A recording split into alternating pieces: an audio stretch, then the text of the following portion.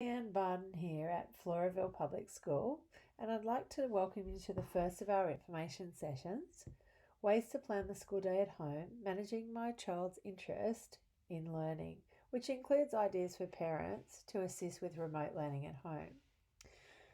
The information in this webcast comes from a range of sources, and I'd like to acknowledge a few educators, Maggie Dent, Justin Colson, Dr. Christy Goodwin and Dr. Bruce Salter. The tips on the slides were supplied by the New South Wales Education Department's School of the Air at Broken Hill, and they've been involved in remote learning for 50 years and wanted to share their experiences with us. The purpose of this webcast is to give all of our families some ideas to help you manage remote learning by planning the days, setting up work spaces, and maintaining your child's interest in learning at home. I hope you find something useful or at least feel validated that you're doing a great job.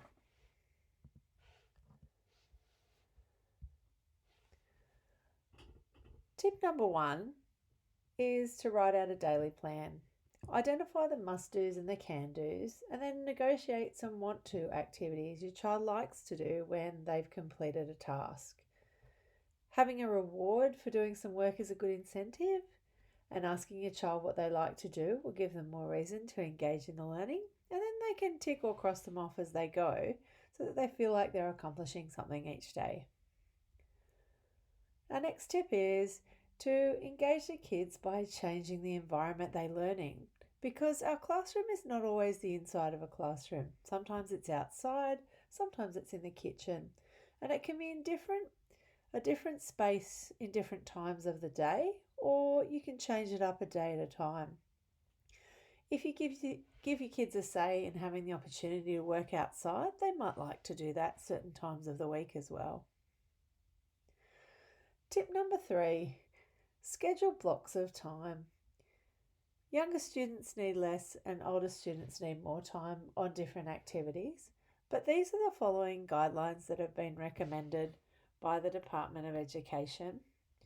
And as you can see, it's up to an hour of English, an hour of maths, and an hour of one other activity per day, plus some outside activities for each grade. Tip number 4 is to work around your schedule. If there are times when your kids can't work independently, then they'll need you to be involved. But if they can, then that's a good time to have your own tasks. So it's a matter of negotiating with them when they need to be independent and when they can't be. Tip number 5, creating a routine. We all know that works for us. And involving your kids in the planning is a really good way to get them to take ownership in it. They'll know exactly what you expect. For example, if they have a choice activity after they do their work, then that gives you a little bit of extra time before they come to you and show you their work or ask you any more questions. And that way they can show also a little bit of independence. Tip number 6 is trying to find a spot in the house for everyone to work. And although that can be challenging, setting up a workspace for each person gives them a little bit of feeling like it's their learning space and it's a place where they have to do their schoolwork. Maybe having a cushion or somewhere cozy to do some reading will be a good tip for their little learning space at home. Tip number 7. Well, no one expects you to be just like your child's teacher. So avoid the conflict and be the teacher's helper. Now, I know many of you are really concerned about your children falling behind, but remember, everybody is in this situation. Your kids will be okay, and it's our job to get them back on track when they return to school, and teachers are really good at that. So don't worry too much about how it's going. Go along at your own pace. Number 8, give your kids lots of breaks. There are lots of breaks in the classroom between activities, and we call them brain breaks.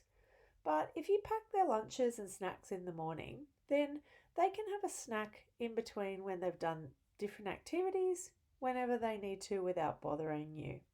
And if they start to lose a bit of focus, then maybe they just need a bit of fresh air or a drink of water. And it's really important that kids have this regularly throughout the day.